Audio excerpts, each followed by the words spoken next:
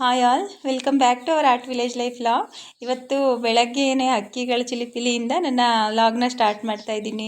ಬೆಳಗ್ಗೆ ಎಷ್ಟು ಚಂದ ಹಕ್ಕಿಗಳೆಲ್ಲ ಸೌಂಡ್ ಮಾಡ್ತಿದೆ ಅಲ್ವಾ. ಹಾಗಾಗಿ ಇನ್ನು ಇವತ್ತು ಸೋಮವಾರ ಆಗಿರೋದ್ರಿಂದ ಬೆಳಗ್ಗೆನೇ ಎದ್ದು ಮನೆಯೆಲ್ಲ ಫುಲ್ ಕ್ಲೀನ್ ಮಾಡಿಕೊಂಡು ಬೆಳಗ್ಗೆನೇ ಪೂಜೆ ಎಲ್ಲ ಮುಗಿಸ್ಕೊಂಡ್ಬಿಟ್ಟೆ. ಆಮೇಲೆ ತಿಂಡಿ ಮಾಡ್ಕೊಳ್ಳೋಣ ಅಂತ ಹೇಳಿಬಿಟ್ಟು ಇನ್ನು ಇವತ್ತು ಸ್ವಲ್ಪ ಬೇಗ ರೆಡಿ ಆಗೋ ಥರ ತಿಂಡಿನ ಮಾಡ್ಕೊಳ್ಳೋಣ ಅಂತ ಹೇಳಿ ಕ್ಯಾರೆಟ್ ರೈಸ್ನ ಮಾಡ್ಕೊತಾ ಇದ್ದೀನಿ.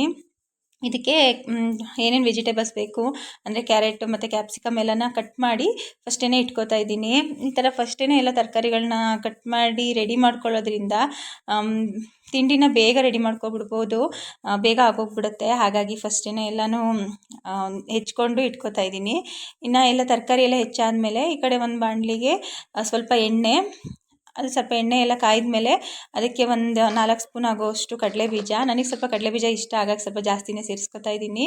ಇನ್ನೊಂದು 2 ಸ್ಪೂನ್ ಆಗೋಷ್ಟು ಕಡಲೆಬೇಳೆ ಮತ್ತು ಒಂದು 2 ಸ್ಪೂನ್ ಉದ್ದಿನಬೇಳೆ ಮತ್ತು ಒಂದು 4 ಗೋಡಂಬಿನ ಸೇರಿಸ್ಕೊತಾ ಇದ್ದೀನಿ. ಇದೆಲ್ಲ ಚೆನ್ನಾಗಿ ಫ್ರೈ ಆದಮೇಲೆ ಒಂದು ಸ್ವಲ್ಪ ಸಾಸಿವೆ, ಜೀರಿಗೆ ಮತ್ತು ಸ್ವಲ್ಪ ಕರಿಬೇವನ್ನ ಹಾಕಿ ಅದನ್ನು ಸಹ ನೀಟಾಗಿ ಸ್ವಲ್ಪ ಫ್ರೈ ಆದಮೇಲೆ ಅದಕ್ಕೆ ಹಸಿರು ಮೆಣಸಿನ್ಕಾಯಿ, ಒಂದು ಚಿಕ್ಕದಾಗಿ ಕಟ್ ಮಾಡಿರೋಂಥ ಈರುಳ್ಳಿ ಚೆನ್ನಾಗಿ ಸ್ವಲ್ಪ ಫ್ರೈ ಆದಮೇಲೆ ಅದಕ್ಕೆ ಒಂದು ಮೀಡಿಯಮ್ ಸೈಜು ಟೊಮೊಟೊನ ಸೇರಿಸ್ಕೊತಾ ಇದ್ದೀನಿ.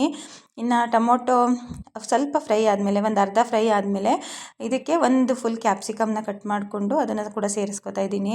ಇನ್ನು ಕ್ಯಾಪ್ಸಿಕಮ್ ಮತ್ತು ಈರುಳ್ಳಿ ಎಲ್ಲ ಚೆನ್ನಾಗಿ ಬೆಂದ್ಕೊಳ್ಳಿ ಅಂತ ಹೇಳಿಬಿಟ್ಟು ಸ್ವಲ್ಪ ಉಪ್ಪನ್ನು ಸಹ ಸೇರಿಸ್ಕೊತಾ ಇದ್ದೀನಿ. ಉಪ್ಪೆಲ್ಲ ಹಾಕಿಬಿಟ್ಟು ಆದ ತಕ್ಷಣವೇ ಕ್ಯಾರೆಟ್ನ ಕೂಡ ತುರಿದು ಎತ್ತಿಟ್ಕೊಂಡಿದ್ದೆ, ಅದನ್ನು ಕೂಡ ಸೇರಿಸ್ಕೊತಾ ಇದ್ದೀನಿ. ಒಂದು ಕ್ಯಾರೆಟ್ನ ನಾನಿಲ್ಲಿ ಹಾಕೋತಾ ಇರೋದು. ಇನ್ನು ಇಬ್ಬರೇ ಇರೋದ್ರಿಂದ ನಮಗೆ ಇಷ್ಟು ಸಾಕಾಗುತ್ತೆ. ಇನ್ನು ಮಗನೂ ಊರಿಗೆ ಹೋಗಿದ್ದಾನೆ, ಹಾಗಾಗಿ ನಮಗೆ ಇಬ್ಬರಿಗೇ ಮಾಡ್ಕೋತಾ ಇರೋದು. ಇನ್ನು ಕ್ಯಾರೆಟ್ ಎಲ್ಲ ಒಂದು 5 ನಿಮಿಷ ಲೋ ಫ್ಲೇಮಲ್ಲೇ ಚೆನ್ನಾಗಿ ಸಾಫ್ಟ್ ಆದಮೇಲೆ ಅದನ್ನು ಸ್ವಲ್ಪ ನೀಟಾಗಿ ಮಿಕ್ಸ್ ಮಾಡಿಕೊಂಡು ಅದಕ್ಕೆ ನಾನು ಫಸ್ಟೇ ರೆಡಿ ಮಾಡ್ಕೊಂಡಿರೋವಂಥ ಅನ್ನನ ಸೇರಿಸ್ಕೊತಾ ಇದ್ದೀನಿ. ಅನ್ನ ಸ್ವಲ್ಪ ಉದ್ರುದ್ರಾಗಿದ್ದರೆ ಚೆನ್ನಾಗಿರುತ್ತೆ. ನಾನು ಕುಕ್ಕರಿಂದ ಬಿಡಿಸಿಟ್ಕೊಂಡಿರಲಿಲ್ಲ, ಹಾಗಾಗಿ ಸ್ವಲ್ಪ ಗಂಟಾಗಿತ್ತು. ಹಾಗಾಗಿ ಸ್ಪೂನ್ ಸಹಾಯದಿಂದನೇ ಅದನ್ನು ನೀಟಾಗಿ ಬಿಡಿಸ್ಕೊತಾ ಇದ್ದೀನಿ. ಅನ್ನನ ಮಿಕ್ಸ್ ಮಾಡೋದಕ್ಕಿಂತ ಮುಂಚೆ ಸ್ವಲ್ಪ ಅದಕ್ಕೆ ಧನಿಯಾ ಪುಡಿನ ಸೇರಿಸ್ಕೊಂಡು 1 ಸ್ಪೂನ್ ಆಗೋಷ್ಟು ಧನಿಯಾ ಪುಡಿ ಮತ್ತು ಒಂದು ಅರ್ಧ ನಿಂಬೆನ ಸೇರಿಸ್ಕೊಂಡು ನೀಟಾಗಿ ಮಿಕ್ಸ್ ಮಾಡ್ಕೋಬೇಕು. ನಿಂಬೆನ ಬೇಕಿದ್ದರೆ ಸ್ಕಿಪ್ ಮಾಡ್ಕೋಬೋದು, ಏಕೆಂದರೆ ಟೊಮೊಟೊನ ಸೇರಿಸಿರೋದ್ರಿಂದ. ಅಷ್ಟೇ, ಕೆಲವರು ಹುಳಿ ಸಾಕಾಗುತ್ತೆ, ಆದರೆ ನಮ್ಗೆ ಸ್ವಲ್ಪ ಹುಳಿ ಜಾಸ್ತಿ ಇದ್ರೇ ಇಷ್ಟ ಆಗುತ್ತೆ. ಹಾಗಾಗಿ ನಾನು ಇಲ್ಲಿ ನಿಂಬೆಹಣ್ಣು ಕೂಡ ಸೇರಿಸ್ಕೊತಾ ಇದ್ದೀನಿ. ಇನ್ನು ಎಲ್ಲನೂ ಹಾಕಿ ನೀಟಾಗಿ ಮಿಕ್ಸ್ ಮಾಡ್ಕೋಬೇಕು. ಸ್ವಲ್ಪ ಅನ್ನ ಗಂಟಿಲ್ದಿರೋ ಥರ ಚೆನ್ನಾಗಿ ಹೊಂದ್ಕೊಳ್ಳೋ ಚೆನ್ನಾಗಿ ಅನ್ನಕ್ಕೆ ಮಸಾಲೆ ಎಲ್ಲ ಹೊಂದ್ಕೊಳ್ಳೋವರೆಗೂ ಮಿಕ್ಸ್ ಮಾಡಿಕೊಂಡು ಲಾಸ್ಟಿಗೆ ಸ್ವಲ್ಪ ಕೊತ್ತಂಬರಿ ಸೊಪ್ಪನ್ನ ಹಾಕಿ ಚೆನ್ನಾಗಿ ಮಿಕ್ಸ್ ಮಾಡಿ ಒಂದು 10 ನಿಮಿಷ ಬಿಟ್ಟರೆ ಅದು ಟೇಸ್ಟ್ ತುಂಬ ಚೆನ್ನಾಗಿರುತ್ತೆ. ನಾನು ಇಲ್ಲಿ ಒಂದು ಪ್ಲೇಟ್ಗೆ ಎಲ್ಲ ಸರ್ವ್ ಮಾಡ್ಕೊತಾ ಇದ್ದೀನಿ. ಕ್ಯಾರೆಟ್ನ ಕೂಡ ತುರ್ಕೊಂಡಿದ್ನಲ್ವ, ಅದನ್ನೇ ಸ್ವಲ್ಪ ಜಾಸ್ತಿ ತುರ್ಕೊಂಡ್ಬಿಟ್ಟು ಅದರಲ್ಲೇ ಸ್ವಲ್ಪ ಸಿಂಪಲ್ಲಾಗಿ ಸಲಾಡ್ನ ಮಾಡ್ಕೊಂಡಿದ್ದೆ. ಇನ್ನು ಸೌತೆಕಾಯಿ ಡೈಲಿ ತಿನ್ನೋದ್ರಿಂದ ದೇಹಕ್ಕೆ ತುಂಬ ಒಳ್ಳೆಯದು. ಹಾಗಾಗಿ ಸಾಮಾನ್ಯ ಊಟದಲ್ಲಿ ಅಥವಾ ತಿಂಡಿಲಿ ಸೌತೆಕಾಯಿನ ಸೇರಿಸ್ಕೊಂಡಿರ್ತೀವಿ. ಇನ್ನು ತಿಂಡಿ ಎಲ್ಲ ರೆಡಿ ಆದಮೇಲೆ ಇವತ್ತು ಒಂದು ಜಾತ್ರೆ ಇತ್ತು, ಹಾಗಾಗಿ ಅಲ್ಲಿಗೂ ಕೂಡ ಹೊರಡೋಣ ಅಂತಲೇ ಬೇಗ ತಿಂಡಿನ ರೆಡಿ ಮಾಡಿಕೊಂಡು ಬೇಗ ತಿಂಡಿ ಎಲ್ಲ ಮುಗಿಸಿ ಜಾತ್ರೆಗೆ ಕೂಡ ಹೊರಟ್ವಿ. ಇನ್ನು ಮಗನೂ ಊರಿಗೆ ಹೋಗಿರೋದ್ರಿಂದ ಅವನು ಅಲ್ಲಿಗೆ ಬರ್ತೀನಿ ಅಂತ ಹೇಳಿದ್ದ. ನಮ್ಮೂರ ಹತ್ರನೇ ಜಾತ್ರೆ ಇರೋದ್ರಿಂದ ಅವನು ಅಲ್ಲಿಗೆ ಬರ್ತೀನಿ ಅಂತ ಹೇಳಿದ್ದ. ಹಾಗಾಗಿ ನಾನು ಅವನು ನೋಡಬೇಕು ಅಂತಲೇ ಹೊರಟಿದ್ದೆ. ಇನ್ನು ನಮ್ಮ ಹಸ್ಬೆಂಡ್ ಅತ್ತೆ ಮನೇಲಿ ಊಟಕ್ಕೆ ಕೂಡ ಹೇಳಿದರು, ಅಲ್ಲೇ ಊಟ ಇದೆ ಬನ್ನಿ ಅಂತ. ಹಾಗಾಗಿ ಅಲ್ಲಿಗೂ ಕೂಡ ಹೋಗಿ ಬರೋಣ ಅಂತ, ಮತ್ತು ದೇವ್ರ ದರ್ಶನ ಕೂಡ ಆಗುತ್ತೆ ಅಂತ ಹೇಳಿಬಿಟ್ಟು ಹೊರಟಿದ್ದೀವಿ. ಇದು ಜಾತ್ರೆ ಬಂದುಬಿಟ್ಟು ಅಕ್ಸರಳ್ಳಿ ಜಾತ್ರೆ. ನಾವು ಅಲ್ಲಿಗೆ ಹೋಗ್ಬಿಟ್ಟು ಫಸ್ಟು ಹೂವು ಹಣ್ಣು ಎಲ್ಲ ತಗೊಂಡು ಆಮೇಲೆ ದೇವ್ರ ದರ್ಶನ ಎಲ್ಲ ಮುಗಿಸ್ಕೊಂಡು ಆಮೇಲೆ ಹೊರಗಡೆ ಬಂದ್ವಿ. ನಾವು ಕರೆಕ್ಟಾಗಿ ಹೊರಗಡೆ ಬರೋದಕ್ಕೂ ಮಗ ಅಪ್ಪಾಜಿ ಇಬ್ಬರೂ ಬಂದಿದ್ದರು. ಅವರು ಮಗನ್ನ ಕರ್ಕೊಂಡು ಬಂದಿದ್ದರು. ಅವನು ಬರ್ತಾ ಏನೋ ತಿಂದ್ಕೊಂಡೇ ಬರ್ತಾ ಇದ್ದ. ನನಗಂತೂ ಅವನು ಹೋಗಿನ್ನೂ 1 ವೀಕ್ ಆಗಿತ್ತು ಅಷ್ಟೇ, ಆದರೆ ಎಷ್ಟೋ ದಿನ ಆಗೋಗ್ಬಿಟ್ಟಿತ್ತು ಅವ್ನು ನೋಡಿ ಅಂತ ಅನ್ನಿಸ್ತು. ಇನ್ನು ಜಾತ್ರೆ ಅಂದರೆ ಮಕ್ಕಳಿಗೆಲ್ಲ ಏನಾದರೂ ತೊಗೋಬೇಕು ಅಂದರೆ ಆಟ ಆಡೋದಕ್ಕೆ ಏನಾದರೂ ಆ ಥರ ಇರುತ್ತೆ ಅಲ್ವಾ. ಹಾಗಾಗಿ ಎಲ್ಲ ಅಂಗಡಿಗಳನ್ನೂ ನೋಡ್ಕೊಂಡು ಹೋಗ್ತಾ ಇದ್ದ.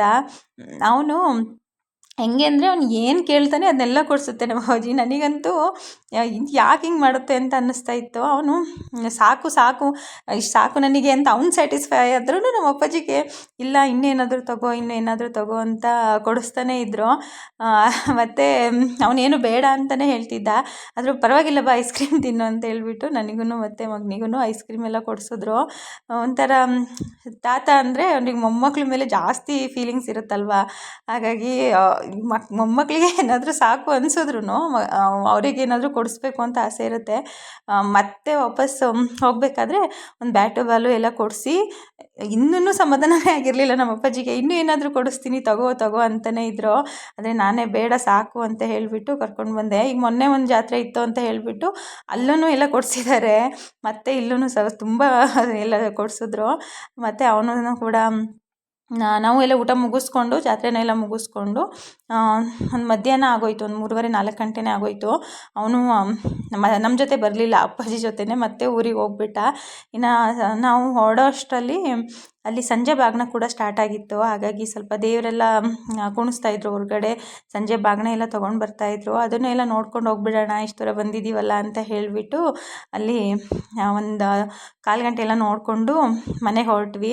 ಇನ್ನು ಬರ್ತಾ ಸ್ವಲ್ಪ ನಮಗೆ ಒಂದು ಟಾರ್ಪಲ್ ಬೇಕಾಗಿತ್ತು ಮನೆಗೆ. ಹಾಗಾಗಿ ಅದೊಂದು ಟಾರ್ಪಲ್ನ ತೊಗೊಂಡು ಸ್ವಲ್ಪ ತರಕಾರಿ ಎಲ್ಲ ಬೇಕಾಗಿತ್ತು. ಹಾಗಾಗಿ ಮಾರ್ಕೆಟಲ್ಲೆಲ್ಲ ತರಕಾರಿನ ಎಲ್ಲ ತೊಗೊಂಡು ಮನೆಗೆ ಬರೋ ಅಷ್ಟರೊಳಗನೆ 7 ಗಂಟೆ ಆಗೋಗ್ಬಿಟ್ಟಿತ್ತು. ಫುಲ್ ಕತ್ಲೆ ಆಗೋಗ್ಬಿಟ್ಟಿತ್ತು. ಇನ್ನು ಮನೆಗೆ ಬಂದು ಎಲ್ಲ ಕೆಲಸನ ಮುಗಿಸ್ಕೊಂಡ್ವಿ. ಇನ್ನು ನನಗೆ ನನ್ನ ಹಸ್ಬೆಂಡು ಒಂದು ಗೊಂಬೆನ ಕೊಡಿಸಿದ್ರು. ನನಗಂತೂ ಚಿಕ್ಕ ವಯಸ್ಸಿಂದನೂ ಗೊಂಬೆ ಅಂದರೆ ತುಂಬ ಇಷ್ಟ. ಇದಂತೂ ಎಷ್ಟು ಕ್ಯೂಟಾಗಿತ್ತು ಅಂತ ಹೇಳಿ ತೊಗೊಂಡೆ. ನನಗಂತೂ ತುಂಬ ಇಷ್ಟ ಆಯಿತು. ಹಾಗೆ ನನ್ನ ಇವತ್ತಿನ ವ್ಲಾಗ್ನ ಕೂಡ ಇಲ್ಲಿಗೆ ಮುಗಿಸ್ತಾ ಇದ್ದೀನಿ. ನಮ್ಮ ಇವತ್ತಿನ ವಿಡಿಯೋ ನಿಮಗೆ ಇಷ್ಟ ಆಗಿದ್ದರೆ ದಯವಿಟ್ಟು ಲೈಕ್ ಮಾಡಿ. ಯಾರು ನಮ್ಮ ಚಾನಲ್ನ ಸಬ್ಸ್ಕ್ರೈಬ್ ಮಾಡದೆ ನೋಡ್ತಾ ಇದ್ದೀರಾ ದಯವಿಟ್ಟು ಫಸ್ಟ್ ಚಾನಲ್ನ ಸಬ್ಸ್ಕ್ರೈಬ್ ಮಾಡಿ ಆಮೇಲೆ ವಿಡಿಯೋನ ವಾಚ್ ಮಾಡಿ. ನೀವು ಸಬ್ಸ್ಕ್ರೈಬ್ ಮಾಡೋದ್ರಿಂದ ನಾವು ಡೈಲಿ ವೀಡಿಯೋಸ್ನ ಹಾಕ್ತೀವಲ್ವ ಅದ್ರದ್ದು ನೋಟಿಫಿಕೇಷನ್ ಬರುತ್ತೆ. ಹಾಗಾಗಿ ಮೊದಲು ಚಾನಲ್ನ ಸಬ್ಸ್ಕ್ರೈಬ್ ಮಾಡಿ ಆಮೇಲೆ ವಿಡಿಯೋನ ವಾಚ್ ಮಾಡಿ. ಇದರಿಂದ ನಮಗೂ ಕೂಡ ಒಂದು ವಿಡಿಯೋನ ಡೈಲಿ ವೀಡಿಯೋಸ್ನ ಮಾಡಿ ಹಾಕೋದಕ್ಕೆ ಸಪೋರ್ಟ್ ಸಿಕ್ತಾಗುತ್ತೆ. ಹಾಗಾಗಿ ಫಸ್ಟು ಚಾನಲ್ನ ಸಬ್ಸ್ಕ್ರೈಬ್ ಮಾಡಿ ಆಮೇಲೆ ವಿಡಿಯೋನ ವಾಚ್ ಮಾಡಿ. Thank you for watching.